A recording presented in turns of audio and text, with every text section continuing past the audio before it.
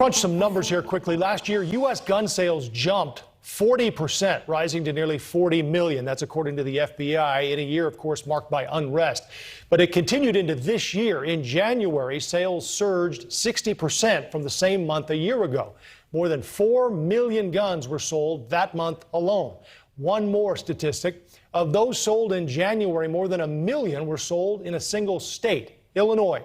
1 in 4 guns sold in the U.S. in January sold in Illinois. Let's turn to our next guest now for more on this. Representative Robin Kelly from Illinois. So it's great to have you with us, Representative. First, your reaction to those sales figures and your state driving these sales nationally. A lot of people, including those in Illinois, want guns.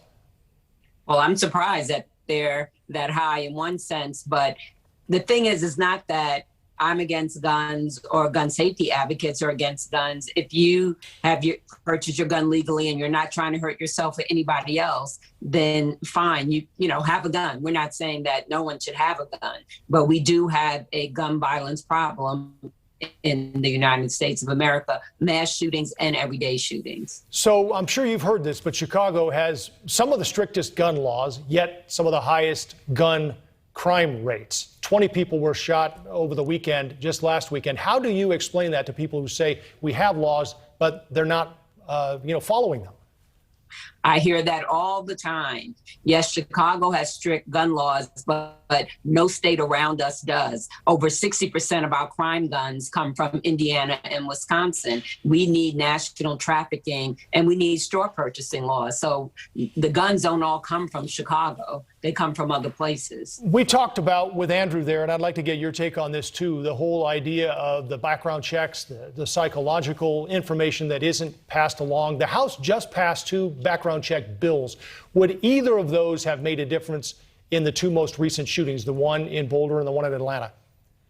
Well, from my understanding, the Charleston loophole could have made a difference in the one in Atlanta. But, we always ask that question. But it's not just one thing that's going to stop the gun violence. It's a series of things. It's the background checks. It's closing the loopholes. It's trafficking, it's store purchasing, it's investing in communities. And when the gentleman before talked about mental health, really mental health as far as people who kill other people is a very small percentage. You might think of mental health because 2/3 of gun deaths are suicides, but to say that everyone that's shooting has, a mental health problem in that way, I don't think that's accurate. You issued the report on gun violence that we mentioned in 2014. Have you gotten any traction at all on any of your ideas?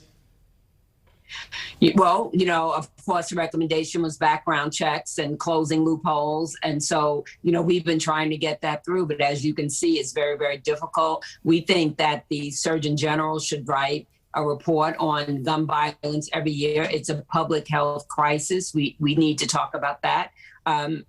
And we need to push everything that we can push. It's not necessarily legislation all the time. Like I said, it's resources and investing in communities, mental health for those who think about taking their own lives to make sure there's access there.